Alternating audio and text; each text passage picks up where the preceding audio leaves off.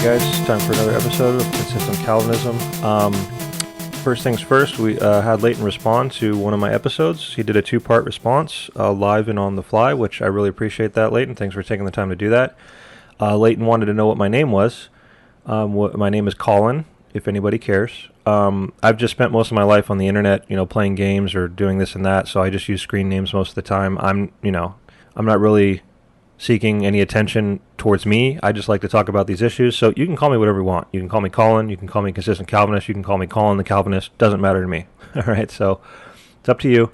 I want to say that Leighton said a couple nice things about me. He said that I seem to want to be fair and all that sort of thing. I certainly do. You can listen to any of my other episodes. The worst you'll get out of me is that I can be a little stern sometimes, right? The way my tone of voice might come across seems a little stern, but I don't think I've ever called anybody any names or anything like that. And if I ever do something terrible, call me out on it in public so that I can, in public, repent of it, right? Perfectly fine with doing that. But I think that we might be able to have a lot of fun over time with these back and forths. And I say over time because this is my main point here. I don't do this full time. I've got a lot of stuff going on. I do this when I can on the side. So you'll just have to bear with me in that sense. You have plenty of other things to fill the gaps, obviously. I'm just saying that as I put these responses out, there's going to be some delays, which brings me to the format of what I'm doing. You had two important questions for me. That was, first, what is the relationship between our moral aspect of our ontology, and how could I be saying that God is changing our ontology without making us ontologically better? Point number one, that's going to be the point of this episode. I tried to keep it as short as I could. There's just, I think that these things are important enough where I don't think I repeated much, and I think I got in things that needed to be talked about. So this episode's going to be a little over an hour. Sorry about that. I'm also going to provide the timestamps so that you can look ahead and before you do it and say, I want to focus here and here and here. Try not to jump around too much, I would say, or at least include the important things. But the timestamps are really helpful. I had a listener who's been with me from the start take the time and effort to go through my first episode, which was like 5 hours, and make timestamps. And I recommend you do that with your videos as well. If you haven't already, I'm sure you have listeners that would be perfectly happy to do that because it's very, very helpful. All you do is you put those timestamps, you paste them into the description in YouTube, and YouTube automatically sections out on the video, on the little timeline, all of the timestamps with the captions of what you've got there. So that would help a lot of people, including me, people who are actually reviewing you, because we might know that you said something somewhere, but we want to look for it quickly. And it would be much easier to go through and see if you had things laid out categorically by timestamp. So the other two things I want to cover in the next two episodes, I'm going to instead of making this one long 3-hour episode, I'm going to break it into 3-hour episodes, and hopefully that helps. I don't know if it will. The next topic is going to be what is the relationship of influence to our choices, and the third category is going to be, is God the author of evil? So it's up to you if you want to take these one at a time or wait till they're all out, break them up, however you want to do it. I apologize. I've made them as short as I can and yet still feel justified in my mind that I'm not leaving things out, if that makes sense. So with that said, once again, let's get started here. And again, don't take my sternness or tone of voice for any sort of ill will against you. I'm just trying to address the issues here. So the first thing that Leighton wanted me to focus on was the idea of our moral abilities and how it relates to our ontological existence.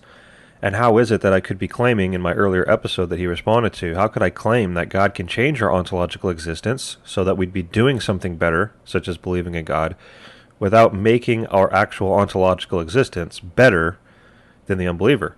And I think this just comes down to what our reference point for better is, right? This is where we get more specific about terms and really clear up what we mean. Okay, so Leighton even quotes the definition here that I'm going to play so that we can work with that. And I just want to see if maybe Leighton can meet me halfway on this. And I just want to ask Leighton, can you at least understand where I was coming from with my overall point, right? I was addressing with very strict and repeated qualification that when God changes our heart, he's not adding something to our heart in terms of a natural faculty or capacity, such as the ability to believe, period. He's not adding something to our heart. And Leighton even quotes the definition. Let's hear the definition of ontology. Here we go. Definition of ontology from the dictionary. Relating to the branch of metaphysics dealing with the nature of being. Even if you want to go here, what is ontology in simple terms? In brief, ontology is a branch of philosophy, the science of which the kinds and structures of objects. Okay. In simple terms, ontology... So kinds and structures of objects, right? Kinds and structures of objects or beings. So you see, I was focused on what makes a human being, right? What is our quote-unquote structure? What does it consist of? What is it that makes us what we are, right? So we can talk about our obvious physical structure like head, arms, legs, eyes, etc. But as far as our topic is concerned, we're referencing our quote-unquote spiritual structure, right? And what is that made up of, right? You can start talking about the mind, the intellect, emotion, love, hatred, trust, forgiveness, and the topic at hand, faith, right? My point was very simple. Ontologically speaking, we all start off, even as fallen sinners, with all of those faculties. We all have all of them. So when God regenerates a person, my point was that he's not adding a new faculty to their heart that wasn't already there, right? What he's doing is changing their heart so that they will want to properly use the faculties that have always been there, which they have been wrongly using their entire lives. Now, I know Leighton understands what I just put forth. He said so in his response and was actually quite annoyed, as you'll see in a bit here, quite annoyed by my pointing these things out as if he wasn't aware of them, right? And we'll get to that. My point wasn't necessarily that Leighton wasn't aware of them. I was just responding to his article, but I just want Leighton and the rest of you guys to see that I had a very specific point that I was making about my use of in the terms of ontology, or at least my understanding of the word, and that even the very definition of the word includes the idea of the structure of beings. And my point was that we're not being made ontologically better in terms of our structure, right? Now, if Leighton can meet me halfway on that and simply recognize, okay, yeah, I see your point there, then I'll gladly meet him halfway from his angle, which was to push back on the fact that even our moral aspect of who we are is included in that which makes up our quote-unquote existence or being. So listen to this clip. This is just a continuation of his reading the definition here. In simple terms, ontology seeks the classification and explanation of entities. Ontology concerns the claims about the nature of being and existence. Okay? So does the moral capacity of a human being from birth have to do with their ontological nature, their being? Yes. Now, to keep this general, I'm fine and I'm willing to take that and try to understand it. Okay? And I think that doing so is really going to help us find out if we are even agreeing on the idea of moral ability or inability in the first place, okay? Because it's my opinion and my contention that just because you might use the phrase, quote-unquote moral ability, doesn't mean that you are necessarily using that or understanding that in the same way that Calvinists like myself are, okay? And the only way we can clear this up is by getting to the bottom of this idea of moral inability and seeing where we can agree. So I'd like to take a moment to put, if we can just try to put Calvinism and determinism off to one side and take free will and put it off to the other side, and let's just see if we can agree on a few things. Okay, remember, Leighton agrees that there is, I should say, in my opinion, I see him as agreeing. I've gotten the hint that Leighton agrees that there is such a thing as a distinction between natural and moral ability. I don't think Leighton is merely claiming to recognize the Calvinist distinction and saying, well, that's just something Calvinists make up. I think he actually grants that there is an actual distinction when he says something like this. Hear me now, because I think you'll probably listen to this. We understand the difference between the natural capacities and the moral capacities. And that we just might have a difference in the way we understand the reality of it, right? I specifically remember, I don't want to go get the clip, but in episode 3 when I reviewed one of his short videos, he said that we as provisionists believe that we are all created with both the natural and moral ability, right? So obviously there's got to be some sort of distinction there that even Leighton recognizes. So if we all agree that there's a reality behind it, let's just try to put our differences aside for a moment and try to find some common ground, right? What does it mean to have a moral inability? What does that actually look like? Now, I know I already mentioned it in the last episode that Leighton reviewed, but I want to revisit Genesis 37:4 because I think it's absolutely critical to properly understanding this issue.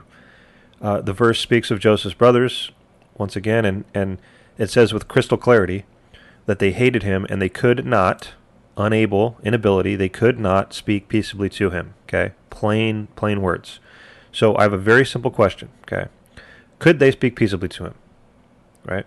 And as far as I see it, and I think this is where I'm just trying to get everybody on board, everybody to agree. As far as I can see it, there's only two ways to answer that question, right? This is where we're going to find out if we even have this common ground to begin with, right? Could they have spoken peaceably to him? The verse says no, but what does it mean by that, okay? If we're asking this with reference to the natural faculty or capacity to speak in general, the obvious answer is, well, they could have, right? They could have spoken peaceably to him. We'd all agree that Joseph's brothers had the basic ability to speak, right? And they also had the ability to speak peaceably, right? They have the ability to do that in the general sense, right? They spoke the same language. It's not like their mouths were sewn shut. There's nothing holding them back, quote unquote, from speaking peaceably to him, right? But what's the qualifier? The qualifier is if they wanted to, right? Which brings us to the wanting, to the moral aspect. So let's ask the question again. Could Joseph's brothers speak peaceably to him? The verse literally says, no, they could not. So unless there's a third category that I'm not aware of, right, which we're supposed to be considering, maybe Leighton can point out a third category. If there's not a third category, I think it's safe to say that this verse is speaking of their moral inability to speak peaceably to him, right? Right. After all, it's not just a simple act of speaking, but it's specifically the way in which, right, we speak, which is obviously of a moral idea. And the fact that hatred is mentioned here is pointing to the moral aspect. I think we can all agree that this verse is putting forth the concept of moral inability in the clearest possible terms. So, does moral inability exist? Is there such a thing, and what does it look like? I think right here is the answer. So my first question for Leighton is, do you agree with this, right? Are we in agreement so far, right? This is obviously something that is going to be true regardless of whether free will is true or whether determinism is true. This is just appears to be a fact of reality that the Bible puts forth. Right, and I think that we speak this way all the time, right? You've got the biblical references, first of all. Joseph's brothers could not speak peaceably. The mindset on the flesh cannot submit to the law of God. No one can come to me unless they're drawn. You know, we'll argue those texts later, but the point is that those are not talking about natural abilities. They're talking about moral abilities, right? And we talk this way all the time. We might say, I can't forgive somebody. And everybody knows what we mean by that. Because we hate them for a particular reason, we can't forgive them for the moral reason, not because we can't forgive, period, right? Or maybe I can't eat something. Well, it doesn't mean I can't put it in my mouth and chew. It just means I might find it so disgusting that I can't eat it. Or those of you who are parents, I think you can directly relate to the fact that you can't harm your child, right? Your great love for your child results in you being able to claim a moral inability, at least at the time of your loving them, that you cannot harm your child. So this is just, I'm trying to get us all on common ground and realize that this is a fact of reality. But now what I really want to drive home is to get people to recognize what moral ability actually is, right? Because it's my contention that when Leighton uses the phrase moral ability, he's thinking of it more like another faculty, right? It's just this bare basic faculty that we can basically use one way or another.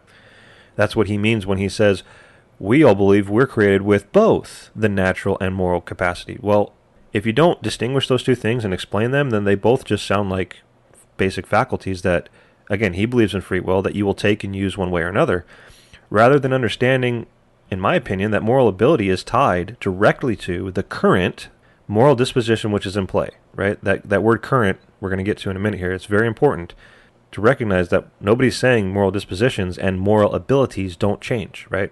What we're saying is that when a moral inability is in place, when it is occurring, it is directly tied to the current moral disposition which is in play, okay? So you'll notice that if we are agreeing on all this, that it is a moral inability being spoken of here in Genesis 37:4, right? This is the direct result of their hatred, right? Their hatred is what makes this moral inability a moral inability in the first place, right? So Leighton's going to be quick to point out, oh, well, their brothers might have been hating them right then and there, but that doesn't mean they can't love him later on.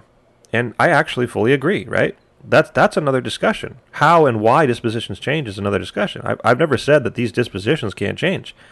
I've never said that Joseph's brothers hated him and could not speak peaceably to him, therefore they must have hated him his whole life. That's not the point. Okay? Dispositions can change, and therefore moral abilities will change. The moral inabilities resulting from those dispositions will change along with them, right? Now, I, as a determinist, would say that they change for specific reasons, whereas Leighton would say we use our free will to change them. We'll address that later on. I'm just trying to keep this simple and on common ground, right? That's actually a separate discussion. I want to ask the simple question, while Joseph's brothers hated him, could they have spoken peaceably to him? The obvious answer is no. That's the entire point of the verse. The brothers need to stop hating him in order for them to be able, morally speaking, to be able to speak peaceably to him, right? In the same way that someone needs to stop hating another person in order to forgive them, as long as they hate them, they might be able to say, I can't forgive them, right? To put forth the moral inability that is the result of that hatred.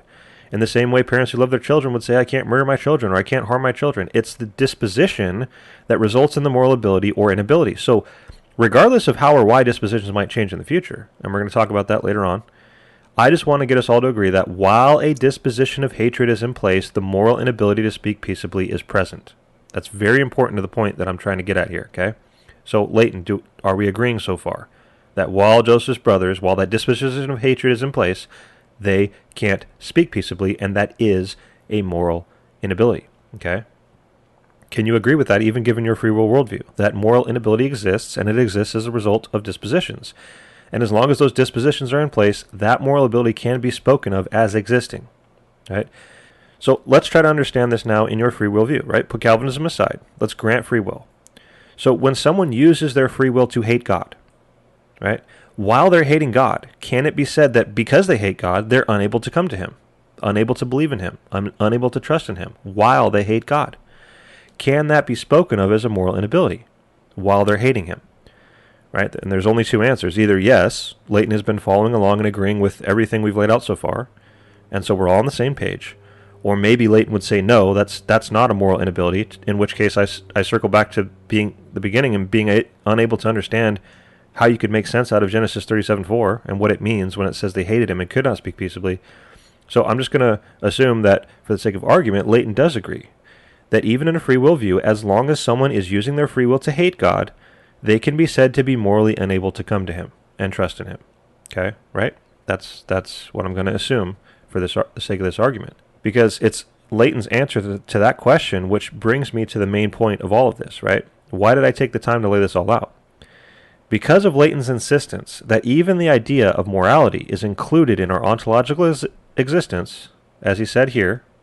Okay, so does the moral capacity of a human being from birth have to do with their ontological nature, their being? Yes. Okay, I'm willing to go right along with that. And after what I've laid out, listen to what Leighton says here. This is very important. Listen closely. Which is better? A person who is morally unable to believe the gospel, or a person who is morally able to believe the gospel? Which is better? Ontologically better. Not just doing better, but according to Leighton, his whole argument against me here is Calvinism has God making people ontologically better. Which is better? A heart or a person that can morally able to believe, or a person or a heart that is morally unable to believe? According to Leighton, the one who's morally able to believe the gospel. Okay, the person who is, or heart that is morally able to believe the gospel is ontologically better than a heart which is morally unable. Okay?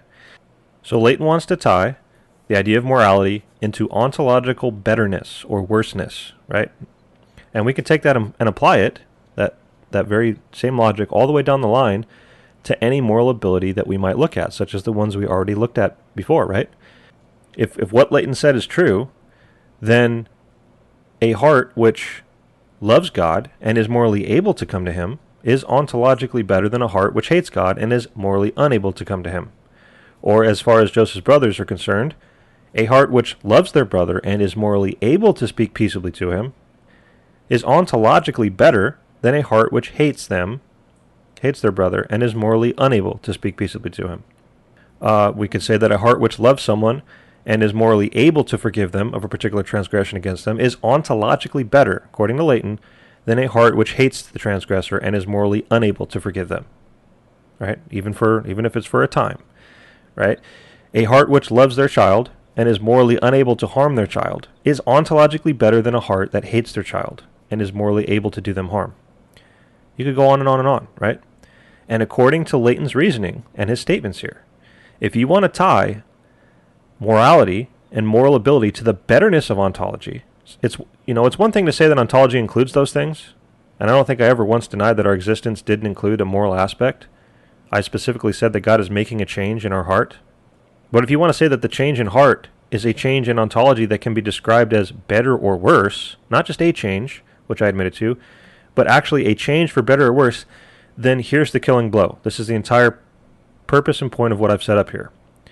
Because Leighton, You have unknowingly shot yourself in the foot as far as this entire argument and discussion is concerned, and the reason that you wrote that article, right, that I was responding to in the first place. You've shot yourself in the foot by insisting on these things, because now all that needs to be pointed out is that while my view might have God making me, according to your logic, ontologically better, my view might have God making me ontologically, quote-unquote, ontologically better by changing my heart so that I stop hating him and start loving him, at least I have God making the change, right? God is the one who, according to your own terms, makes me or made me ontologically better. But your view has you making yourself ontologically better by changing your own heart. So the original question at hand, did you believe because you were better? The thing that starts this entire discussion, did you believe because you were better? If you insist that my answer must be yes, God has made me ontologically better by changing my heart, then your answer must also be yes, right? I changed my own heart and made myself ontologically better. That's the end result, right? So I guess, again, according to your own terms, we both answer the question, did you believe because you're better, by saying yes. Because according to you, a change in heart away from hatred of God to loving of God qualifies as an ontological change for the better, according to your own definitions here. But at least my view has God making the difference. And this is why I laid out what I laid out earlier. If Leighton agrees there's a such thing as moral inability and it's a result of dispositions, then when people, or while people, even with their free will, are hating God, it can be said that they hate God and are unable to come to him. But even if you say that, well, they can use their free will to change that disposition of hatred onto loving, so that then they are then morally able to come to him, that is a change you are bringing about in yourself. And it's an ontological change. According to Leighton, it is an ontological change for the better. So you have made yourself better. And looking back at Leighton's article, one of his statements was, we provisionists, we are the ones who teach that everyone can believe the gospel, right? To which I said in my response, wait a minute, even Calvinists believe that everyone can, quote unquote, believe the gospel if we're talking about the natural ability, the faculty of belief, right? Everybody could believe the gospel if they wanted to. Even Calvinists believe that. We're simply saying that God changes our heart so that we will want to use that faculty properly, right? He doesn't make our ontology better, in my view. He doesn't make our ontology better by adding to it. He simply changes it so that it's functioning differently. And Leighton responds by saying, no, silly Calvinist, a change in heart is an ontological change for the better. I guess he would say, well, if it's changed to function better, then it must be ontologically better, right? That's his own logic, and that's fine. To which I say, okay, right, you want to take it that far? Then you've just refuted your entire point from the start. Because both of our views have changes of heart occurring. Both our views have people's hearts changing. The only difference is, in my view, God's making the change, and in your view, you're making the change with your free will, right? But by your own claim, it's still an ontological change for the better, and so you did believe because you were better, right? All of this follows regardless, again, of whether or not free will or determinism is true, right? Because both sides have hearts changing. It follows regardless of how or why the dispositions and the moral abilities resulting from those dispositions change in the future as well. That's another discussion. The point is here, both sides have hearts changing.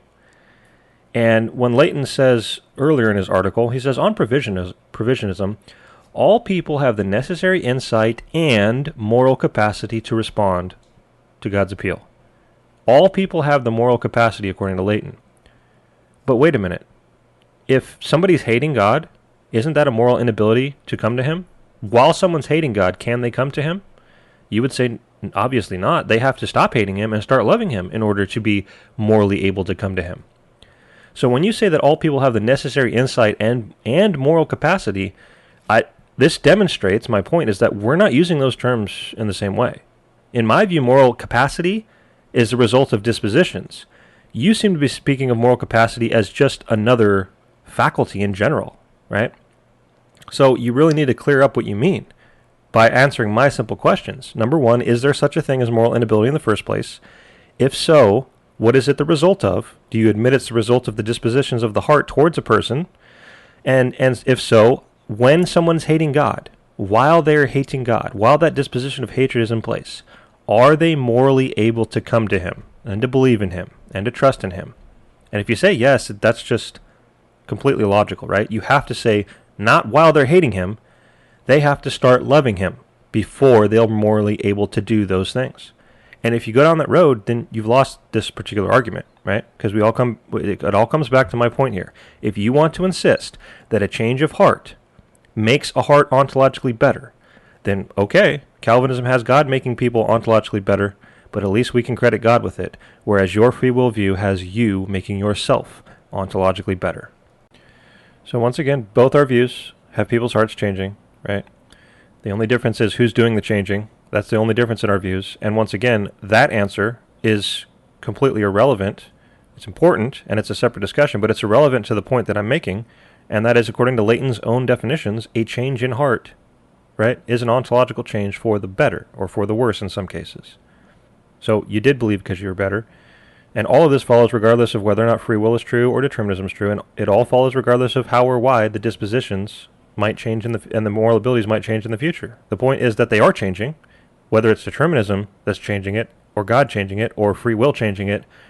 According to Leighton, those changes are making the heart, the person, ontologically better. So you guys can see why getting to the bottom of these things and really pinpointing what we mean makes all the difference. Okay, it's extremely important, and it's a little funny because Leighton threw out a short criticism of Calvinism in his response by basically saying, "Well, they always like to pinpoint." Let me play it here. It doesn't change the argument. This is oftentimes what you'll get in these kinds of debates, is that they'll find one little thing that they can just nitpick on. Oh, you're using the wrong vocabulary word here. Or you should explain it this way in a philosophical this way, or not use the word ontology is used more in this sense, not in this sense. And yet that's precisely what you did earlier, right? And there's nothing wrong with that. That's how you get to the bottom of these things, right? These sorts of things are absolutely necessary in these discussions, right? And this criticism came way after he himself sought to pinpoint terms by quoting the definition of ontology in attempts to show me that I'm wrong, right? He was trying to show that I wasn't properly using the term, and that he was properly using the term. So he recognizes these types of qualifications are necessary in these discussions, and I'm not quite sure why he throws out that criticism later when I'm talking about faculties and the difference between moral and natural ability. Again, Leighton thinks I've used that term thousands of times. I've made that quote-unquote qualification thousands of times, natural ability, moral ability. Just because you're using those phrases, this is why I just went through all of what I went through. Just because you're using those phrases doesn't mean you're using them in the same way, doesn't mean that people listening to you are understanding the same thing, and me nitpicking that is the only way I can make an argument against you, right? Pinpointing terms is the only way that these discussions can gain any traction. Now, I'd like to make a few just really quick points here before we move on to the topic of influences and choices. I'd first like to address how Leighton seems very irritated that I responded to his article by pointing out the difference between natural ability and moral ability. Here's a clip of him saying that he's basically made that distinction plain and clear to everybody since the beginning. I guess since he was a Calvinist. I don't know. How many times have I given the qualification that Calvinists aren't saying that people want to be saved and want to come to Jesus but just can't? How many times have I said their wanter is broken? They can't want to. They're morally incapable. How many times do I make that qualification? I know this guy listens to me regularly. He's had to hear me make that qualification dozens upon dozens of times because it is a pet peeve of mine for whenever a Calvinist goes, well, he can't do it because he doesn't want to.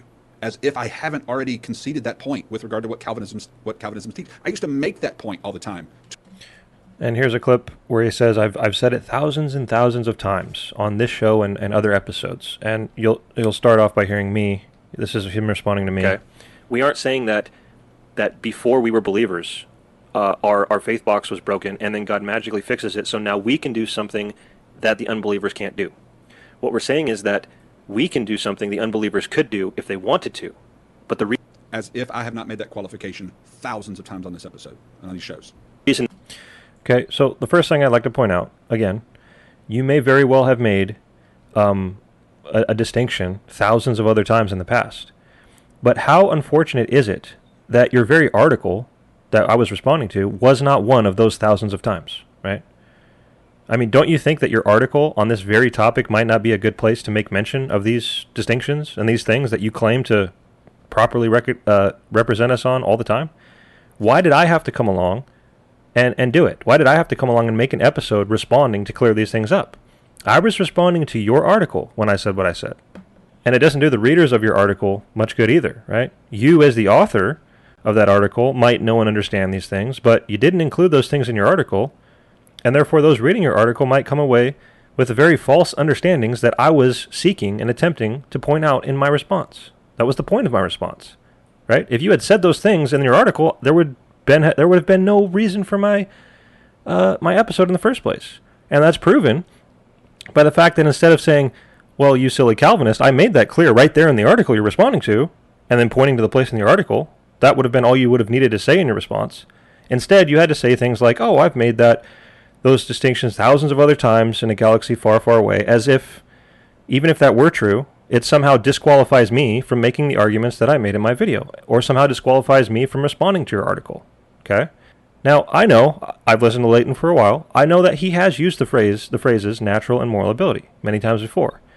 And in fact, I think he did use the phrase, he used the phrase in his article.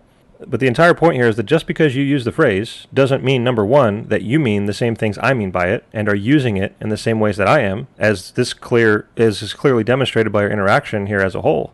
Or that, number two, that when you use the phrase that your readers or listeners automatically understand what is entailed by it as well, right? Just because you use that phrase doesn't mean your readers automatically understand what I laid out in my response to your article, right?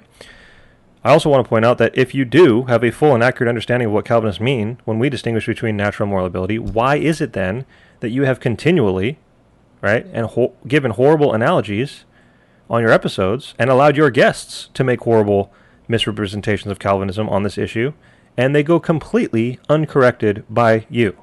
I mean, I just did an episode titled Abandoning Our Free Will Intuitions, which was a response to an episode you did with Braxton Hunter about 4 months ago. It's not that long ago. Right? Let's hear what your guest Braxton Hunter puts forth as what Calvinism is teaching and why it's horrible, with this idea that God is commanding people to do things they can't physically do, even if they wanted to, and then holding them responsible, and Calvinism's terrible. And just notice your complete lack of correction. Listen to this. The example that I've given in your presence, Leighton, before is, if I tell I don't have a 5-year-old daughter anymore, but when I did, if I tell my 5-year-old daughter to pick up her doll and take it to her bedroom and she doesn't do it, well, then she's got no excuse. She does not have a good excuse because that doll probably weighs a half a pound. And this is going to demonstrate my point precisely. So he's talking about his daughter picking up a doll that she is able to pick up, but she just doesn't want to, right? So that's a moral choice, right? It's not a physical limitation. It's in the moral category. She doesn't want to. But if I tell my 5-year-old daughter to pick up the couch with me laying on it and carry that to her bedroom, and she doesn't do it, she's got a darn good excuse. It literally wasn't possible for her to do any such thing. And they literally couldn't because they were determined not to. And so there you have Leighton's guest putting forth an absurd misrepresentation as if the Calvinist God is commanding people to do things that they couldn't do even if they wanted to, right? The poor little girl can't lift up the couch with you on it even if she wanted to, and that's like what Calvinism is saying. And yet when I come along and point out that, no, there's a difference between commanding somebody to do something they can't do, period, and commanding somebody to do something that they could do, but they just don't want to because they hate you, and so they don't want to obey you. When I come and point that out, Leighton here says, "Oh, what? I'm irritated by that. I've been making that clear from the beginning, thousands and thousands of times." Well, where's your correction here? And again, as if that wasn't bad enough, instead of correcting him on this misrepresentation by explaining the difference between natural and moral ability, and which he, in his last response to me, claims that he perfectly understands, right? What better chance or opportunity to expose or demonstrate that you understand Calvinism properly and distinguishing between natural and moral ability than to correct your guest here on his horrible representation. Instead of correcting it, Leighton actually doubles down and gets behind this horrible analogy as it goes on here. You don't escape the consequences. That's the point, Brenton, is, okay, suppose Braxton said to his daughter, pick the couch up, carry me up the stairs. And when she can't do it, he gets up and beats her. Okay? Right? So Leighton doubles down on it. And here was my response. Yeah, and that's an absurd misrepresentation of the position. Nobody is saying that the mean, nasty Calvinist God is commanding people to believe in him when they really want to believe in him but can't. Nobody is saying that God is commanding people to do things that they can't naturally, in terms of faculties, do, and then punishing them for not being able to do those things. What we're saying is that God is commanding people to do things that they don't want to do, and then punishing them on the basis of their not wanting to do what they could have done. So that's my response, and that's what I laid out in the episode that the episode of mine that Leighton was responding to. And yet, when I pointed that out, he got upset that I would even bring that up, as if I should just know that he properly understands these things. When here he is, letting his guest make a horrible example and doubling down on that horrible example. It's a correct excuse, in other words. It's not like my dog ate my homework when that really didn't happen. That's a false excuse. This is a real excuse, and it's valid. I can't, Daddy, I can't pick you up. That's beyond my capacity. Natural capacity. Even if she wanted to, she couldn't pick you up. As your child, I can't do that. That's a good excuse. And then Braxton saying, nope, I'm not going to let you have that excuse, even though it's valid, even though it's correct, even though you're right. And then his guest comes right back and, what does he say, amp things up a bit here with an even crazier example. Let's amp it up a little bit. Let's say the President of the United States calls me to the White House lawn and says, rip that tree, that big mighty oak tree, out of the ground and throw it across the United States. Do you guys see the problem yet? And I don't do it. And he says, you've got no excuse for not doing it. And I say, I can barely lift 50 pounds because I'm weak. Right, even if you wanted to, right? Notice his examples and the idea of excuse he's not tying it to the disposition of the person and whether or not they want to do or obey the person giving the command. And you want me to rip this oak tree out of the ground? I can't. It's not within my capacity to do that. So, could go on. You got to go check out that episode for more. But the point here is pretty clear. Leighton is allowing a guest to give a terrible example and not correcting him. And then when I correct his guest for him, he gets irritated and annoyed because supposedly he's constantly been making these corrections and being fair to the Calvinist position all along. But I think you guys can see with examples like this, and this is just one of many, right, that you can use the phrases moral ability and natural ability all day long. But if you don't demonstrate proper understanding of it and correct stuff like this, then of course I'm going to come along and correct it for you. And there's a lot of different examples that I've heard that come to mind over the course of time. I don't have the time to go hunt them down in Leighton's episodes and play the actual clips, but I know for a fact, I remember him having a Louis Ruggiero on, who said that Calvinism is like God throwing somebody off a cliff and commanding them to fly, and then punishing them for not flying. Right? And again, I don't remember any correction from Leighton there. I specifically remember, once again, Braxton Hunter, or it might have been Brian Wagner, one of his guests, nonetheless, said that's like God putting a basketball hoop on the Empire State Building and commanding man to slam dunk it, and then punishing them for not being able to do that. Okay? Again, over and over and over. Not properly representing the difference between natural faculty ability and moral ability. And one of the worst ones I ever heard, I think it was when James White was reviewing or going back and forth a little bit with Leighton way back. Leighton said Calvinism is like commanding your immobilized dog, your poor little immobilized one-legged dog, to get up and walk or to come to you. And then when it doesn't do that because it can't walk, period, beating it. Right? These are really stupidly bad, no offense, horrible examples. And you know it, Leighton. And so that's why I'm just saying, like, why would you ever bring these examples up? Why would you allow your guests to bring these examples up? Or if when they do, why aren't you correcting them? Right? And then when I come along, somebody like me comes along and corrects them with a response, or corrects your lack of explaining these things, for example, in your article, then I'm the one I should know better. I should know that you have always, thousands of times before, accurately and fairly represented these things. So, what I really think is going on here is Leighton just thinks that throwing out the phrases natural and moral ability qualifies as properly representing and accurately explaining and being fair and all these things, when throwing them out every now and then doesn't do anything as far as demonstrating a proper use of them, right? And if you're going to ask me, do I need to be correcting these analogies every time your guest makes them? Well, absolutely, right? These analogies shouldn't even be being made in the first place, right? They're so bad and so off the mark. And I've shown that it's not just your guests, but you have made them plenty of times as well. And so this brings us to what I can already hear Leighton screaming and shouting, if he hasn't already, in his response so far, that he loves to point at God in the ultimate position, right? And point out the fact that God has determined all these things, and use that as an excuse to ignore all these things and say that somehow at the end of the day, none of it really matters at the end. So what's the difference, right? If God's determined it all, then none of these qualifications that the Calvinists are making even matter. Right? I've heard him say that plenty of times as well. I'm sure he'll say it again. But I want to play an example that he made in his last response, where he starts off by saying, look, I understand the differences between these things, okay? And then he lays out an example with Cain and Abel, where he, in my opinion, he properly explains the difference between natural and moral ability, and therefore he admits that it's present, it's there. But then he's going to double down and conclude that, well, since God determined it all, therefore I get to give ridiculous examples, and I'm justified in those ridiculous examples because, once again, if God's determined it, then nothing matters. So let's listen to this real quick. Hear me now, because I think you'll probably listen to this. We understand the difference between the natural capacities and the moral capacities. In fact, one of the illustrations I've used before that may be helpful to you, the Cain and Abel bringing the right sacrifice, okay, in faith, okay. Abel brought the right sacrifice in faith. Cain did not bring the right sacrifice in faith. I think you would argue that naturally, by nature, they both could have brought the right sacrifice. And I wouldn't just argue that. I think you just admitted you see the difference. So why didn't they both bring the right sacrifice? Well, according to Calvinism, because of a ontological moral problem with Cain, God obviously did something, whether regenerative work or something. Right, the or something, like the verse, that passage doesn't tell us why, right? So we use other parts of the Bible to answer that question. To cause, effectually, somehow, Abel to bring the right sacrifice in faith, but he didn't do so for Cain, even though he seems to express his desire for Cain to do the right thing and even warns him about sin crouching at his door. But underneath all of this storyline, this narrative, we read Calvinism's determinism in it. God determined for Abel to bring the right sacrifice because he gave him the miracle of faith, and he withheld it from Cain, who didn't have the natural capacity to believe and bring the right sacrifice. Okay? So Cain cannot bring the right sacrifice apart from God's giving him the miracle of faith to do so, right? He cannot. It's an impossibility. Ultimately, right? Ultimately. You already admitted that they both hypothetically had the natural means of doing so, but yeah, ultimately, none of us can ultimately do otherwise. I've made that argument plenty of times in either view. Now let's suppose that... Now, but listen here. So he lays it out fairly decently. Yeah, he recognizes difference between natural ability and moral ability, and right? But he's going to say that since God's ultimately in control of it all, listen to this.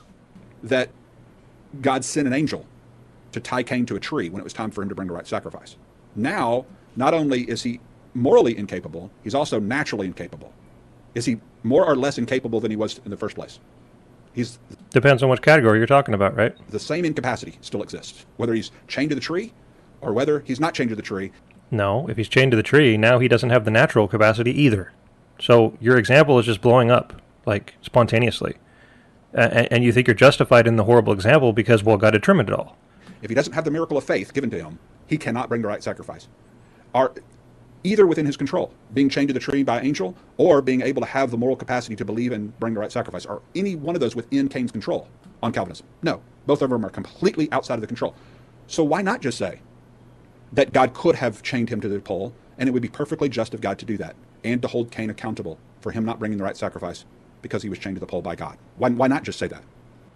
All right, so you see, he starts off with an accurate representation, demonstrating that he does understand the differences between natural and moral ability. But then instead of addressing those things, he just concludes by saying, well, if God has ultimately determined it all, right, then you might as well just say he chained him to a tree, right? I don't understand how that follows at all, right? Just because my view has God determining all things does not mean that you get to ignore the way in which he has determined them. They are not the same things, right? Chaining someone to a tree, God determining that someone be chained to a tree so that they can't do it whether or not they want to is not the same thing as God determining that they will either want to or not want to. Those aren't the same thing. You might look at the end result and say, well, because God's determined it, but the way in which he's determined it is completely different. So Leighton wants to always focus on the fact that since you can't ultimately do otherwise, then how or why people do things is irrelevant. And his chain to the tree analogy directly following a proper understanding proves this. According to Leighton, if God determines all things, then God determining that Cain willingly refused to offer a sacrifice because of a disposition of hatred toward God is no different than if God had chained him to a tree so that he couldn't offer a sacrifice to God even if he wanted to. According to Leighton, there's no difference. And I just think that's absolutely absurd. We're discussing storyline level issues. We're asking questions like why people are doing things, or in what sense can they do otherwise, right? There's all the difference in the world between those things when you're looking at the storyline level. If you want to ask ultimate questions, that's fine. But just remember that all Christians have to ask and answer the ultimate questions. How many times do I have to point out that the future being quote-unquote fixed is something that all Christians are forced to accept and understand? How many times do I have to point out that even in your view, God creates you knowing your entire future, and it's not up to you to be created? God could have created you in a million different ways, with a million different lives resulting. And it's up to God, not you, it's up to God which life you get, right? It's not up to you. So ultimately, it's not up to you, is it? Even in your view. And this shows that the ultimate determiner is not you, but it is in fact God, no matter what Christian view you decide to settle down into. God's choice to create you when and where and how he creates you comes before, even logically, prior to any knowledge he might have of what you will do when you exist, right? God can't know anything about you unless he first foreknows the way in which he's going to make you. So his knowledge of what you will do is the result of the way in which he creates you. So ultimately, which of those million different lives you live out is up to God. It's not up to you. God is the one who chooses when, where, and how to create you. So does that mean, therefore, that we can conclude that whatever happens, even in your view, that whatever happens in the life that God chooses to create you with is just meaningless and irrelevant? If you're going to do what you're going to do tomorrow, right, and nothing's going to change that, does that mean that when you eat lunch willingly tomorrow, that that's no different than if someone had chained you to a tree and forced you to eat lunch tomorrow? I mean, this is the level of absurdity that you're resorting to, and when you flip it back on yourself, you can see how absurd it is, right? You should see that us being unable to do otherwise in the ultimate sense does not make what is occurring on the storyline level meaningless or irrelevant, nor does it justify your ignoring of them and making these terrible analogies. So I'm going to save more on the ultimate topic for the episode which I respond and talk about is God the author of evil, right? But I just want to point out very briefly that how Leighton really thinks that he is justified in his misrepresentations, right? So even when, this is the order of what occurs, right? Leighton throws out a horrible analogy, or one of his guests does, and then he doubles down on it with no correction. Terrible misrepresentations. Some Calvinist like me comes along and corrects him, and Leighton is baffled at how we could possibly think that he doesn't understand the things that we correct him on, right? I mean, of course he already knew what we're correcting him on, even though he failed to mention that correction when he made the example or when his guest made the example. And then in the end, Leighton's going to say, well, it doesn't matter anyways, because since God determined it all, it's the same thing. My horrible analogies of beating your dog who couldn't obey you, or commanding your daughter to lift you up with the sofa and then beating her, or being thrown off a cliff and commanded to fly, or being commanded to tear trees out of the ground and throw them across the United States, all of these things are justified in Leighton's mind. So he's probably just going to continue to make these horrible examples. So how can you win, right? You can't win, right? Leighton feels like he's justified in his use of these types of misrepresentations, and so it's a lose-lose for us, right? If we correct him, he says it doesn't matter in the end because God determined it.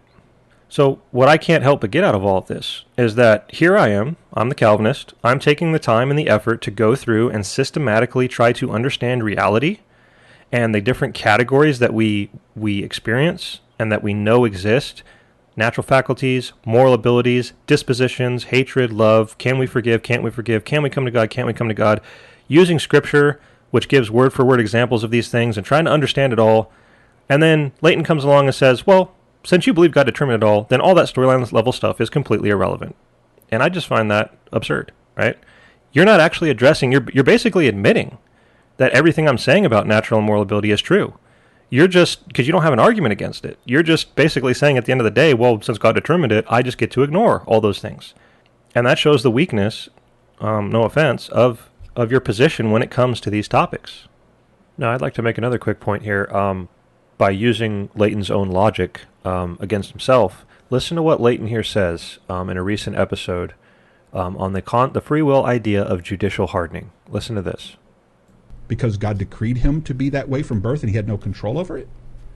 Or is God knowing Judas, knowing Pilate, using them in their rebellion to bring about a good purpose through them? There's a big difference between knowing and using somebody in their rebellion, strengthening them in their resolve, blinding them from the truth that could change their path, blinding them from that to bring about a purpose through their rebellion, versus him determining their rebellion from birth, where they could not have done otherwise. There's a huge difference between those two things. So just a quick side note on this concept, right? The free will take on judicial hardening has always sort of amused me.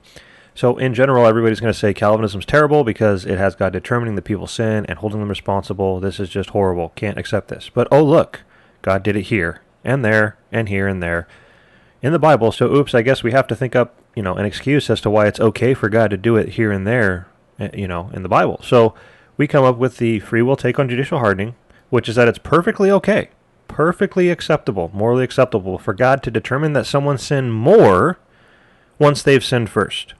How convenient, right?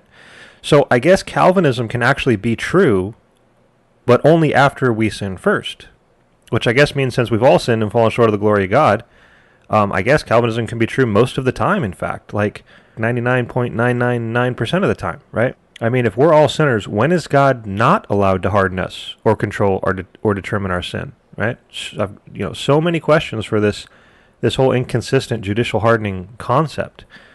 But back to the point and why I brought this up, I'd like to ask Leighton about Pharaoh Prime example of judicial hardening, obviously. I'd like to ask Leighton about Pharaoh not letting the people go. Okay? He just admitted that God is taking an action to sort of blind people or harden them in the resolve so that they sin further, so that they sin more, right? As Leighton said, blinding them to the things that could change their path. In their resolve, blinding them from the truth that could change their path. So Leighton, could Pharaoh have let the people go? If not, what kind of inability is that? And if so, in what sense could he have let the people go? Obviously, my point here is that it's not in the ultimate sense, right? God made absolutely sure, according to your own admission. God blinded him to something that could have changed his path. God made sure, ultimately, and absolutely, and unchangeably sure, that Pharaoh would not let the people go, just as God said he would do, over and over again. So my point here is that if we take your logic from earlier about Cain and Abel, that if Cain ultimately couldn't do otherwise, then Cain having a moral inability is no different than Cain being chained to a tree and having a natural inability. If we apply your own logic here, I guess Pharaoh being judicially hardened by God so that he will not let the people go is no different than if God had sent an angel to chain him to a tree so that he couldn't let the people go, even if he wanted to, right? Or if the angel sewed his mouth shut so that he couldn't give the command to let the people go, even if he wanted to. Exact same logic you used earlier, in light of not being able to ultimately do otherwise, flipped back on you. And just one final little jab here. If God is blinding people to something that could change their path, how does this not give the sinner an excuse? How can Pharaoh not say, God, if you had not hardened me and blinded me, I would have repented, and I would have let the people go, so my sin is your fault. And don't distract away from the current point, the current sin of Pharaoh, by pointing back and saying, oh, well, if Pharaoh had just never sinned to begin with, then God wouldn't be doing X, Y, and Z. I mean, yeah, okay, so if Pharaoh had done a better job with his free will than every single other human being who has ever existed, including Adam and Eve, then God couldn't be doing those things. Okay, that's great. But that's not the reality we have, right? So deal with the reality. God determined that Pharaoh's sin, right, by not letting the people go, and he punishes him for that sin. We're not talking about past sin. We're talking about that sin. The sin to not let the people go, effectually brought about by God, to your own admission. And since Pharaoh could not have ultimately done otherwise, I guess God could have just as easily chained him to a tree and walked his own people out, right? Skip all that plague stuff. Skip all the killing the firstborn stuff, right? Just chain him to a tree, because ultimately that's the same thing, right? That's your logic. But of course it's not the same thing, and you would have to argue, just as I have, that the way in which God does things is extremely important to recognize as well. So I'm going to make another quick point here. Leighton talks about, I'm going to play a clip. He talks about saving faith as if it's his own faculty. And no offense to Leighton, but if you do actually properly understand what I'm trying to get across, then you'll realize that saving faith is simply a reference to the way in which our faculty of faith is being used. But let me play this first. You're gonna hear me start first, and then he's gonna be responding. That's correct, and I've made the distinction there between the fact that an old unregenerate heart still has a faculty of faith, it's just being misused, and a new regenerated heart has that same faculty of faith, just being not saving faith. We're talking about saving faith here. Okay, he doesn't have the capacity or faculty for saving faith, because what is saving faith? Belief in Jesus, belief in God. Right. It's the way in which your faculty of faith is being used to believe in God, right? It's not its own faculty. And I think after everything I've laid on this episode, people should be able to see where the error he's making there, maybe that was just his, he's doing this live on the fly. I think even he would see that that's an error, right? Saving faith is not its own faculty. Saving faith is a particular way in which our faith is being used, right? We're either using our faculty of faith rightly and savingly or wrongly, right? So it's not its own faculty. But this leads into, he's continuing this same clip, picking up right away. Leighton's going to claim that, well, in Calvinism, people can believe and respond to anything and everything as long as it's not God in the Bible. So continuing on. He doesn't have that. He can have faith in Confucius. He can have faith in his history book. He can have faith in anything but God on Calvinism. So he has the faculty to put his trust in anything except what it should be put in. Right, and after everything I've laid out here, you should be able to pick up on the error of this point. Okay, remember, moral abilities are directly tied to the moral dispositions and the people or things involved. Okay, Leighton seems to want to view the idea of moral ability as this general thing that only comes up or is applicable only when we talk about God in the Bible, right? But this is clearly false, as I've demonstrated with Joseph and his brothers, right? So let's use some of the examples Leighton just mentioned here and run with them and understand them. So if someone is believing in a law, for example, then after all I've said, we can easily say that while they're believing in the false God of law, they cannot be believing in the God of Mormonism or Buddha or even the true God Yahweh, right? Again, we're talking about moral ability here. Now you might stop me and say, well, they can believe in all those other things because they have the faculty of faith, right? That's been the agreement from stage one. They could believe in those other things if they wanted to, and they could believe in God if they wanted to. But as long as they desire and want to believe in a law, right, as long as that disposition is in place, they can't believe in those other things, right? It's not just God. It's anything other than a law, right? And obviously when I say anything, I'm speaking categorically in terms of God, right? I'm not saying that someone who believes in a law can't also believe in, I don't know, the Big Bang Theory or ghosts. We're talking about categorically here, right? While someone is believing in a law, they're morally unable to believe in God, for example, right? And that disposition needs to change towards a law, away from a law, and in favor of God in order for someone to be morally able to then believe in God. And those of us who believe in God, right now, are morally unable to believe in a law, right? So the dispositions, as they switch, the moral abilities switch with them, and it just depends on what you're referencing and looking at. So this is what I mean when I respond to Leighton's claim that, well, you have the moral ability to believe in anything except God. Well, not necessarily. It depends on what you're looking at. So once you localize and specify where the moral inability is located, so to speak, and why it's there, you can see that this idea of natural and moral ability is applicable to everything in life. It's not just God in the Bible. So when Leighton says people can believe in everything except God in the Bible, it's not true. People can believe in everything, including God in the Bible, if they want to. And so to answer the specific question about God, or the Bible, or Allah, or Buddha, or whatever else, we have to ask, what is that person's disposition toward that particular thing? Then and only then can we answer the question of whether or not they can, in terms of moral ability, believe that particular thing, right? So a person, once again, who currently believes in the law is not only morally unable to believe in God in the Bible, but is also morally unable to believe in Buddha or the God of Mormonism, etc. It just depends on where your reference point is and what angle you're looking at it from. The only thing I will admit and point out is that when it comes to believing in God in the Bible, when it comes to true saving faith, when it comes to a true, proper use of the faculty of faith, it does in fact require a supernatural work of God. That's what the Bible teaches.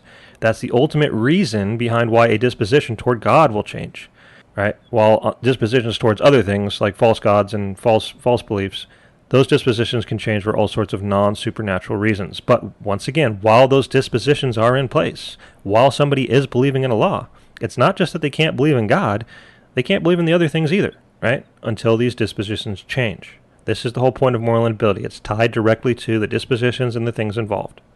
Right, so we're going to wrap this up on this particular episode. Sorry it had to be so long just for this simple idea of moral inability, but I hope you guys can see when we talk about these terms, if we just throw phrases around and throw words around, we're going to be talking past each other. And in my opinion, that's what people have done for forever, right? They're just talking past each other. They're using phrases differently. Nothing really ever gets accomplished. So when I take the time to do this, it's not because I'm trying to be long-winded. My point is to get to the bottom of these things and really get people to understand the differences. Okay, so that they can make decisions for themselves on which is right. I think that's the only way this can be done. So the next episode is going to be on the idea of influences and whether or not they're determinative of our choices. What is the relationship between our choices and influences? It's going to be a very interesting topic as well. I planned originally to make those two things together as one episode, but this is already an hour long, so it would have been even longer. I want to break this up since I'm busy. It's taken me longer than I thought to put these out. I want to break these up and at least get something out there for you guys to listen to. And Leighton can make the decision on his own whether or not to respond to each one, separately or break them down and however he wants to do it. I'm not sure, but I'm going to put the timestamps in for Leighton so that he can at least ahead of time look at the timestamps and say, okay, I want to jump to here, respond to this, jump to here, respond to that. It's just the nature, like you said, of doing it live or whatever. Sometimes you might have to skip things, and you might accidentally skip things that are important. I'm not going to hold that against you or anything like that. So again, I'm going to get on the next portion, the next episode. I hope you guys have enjoyed this, found it beneficial. You can find the Consistent Calvinism podcast on all your favorite podcasting apps. You can subscribe on YouTube, Consistent Calvinism on YouTube, and you can follow the Twitter at the letter C Calvinism, at C Calvinism, for fun discussions there as well. Hopefully I have the next episode out within the next week or so. So you guys take it easy, and remember to stay consistent, my friends.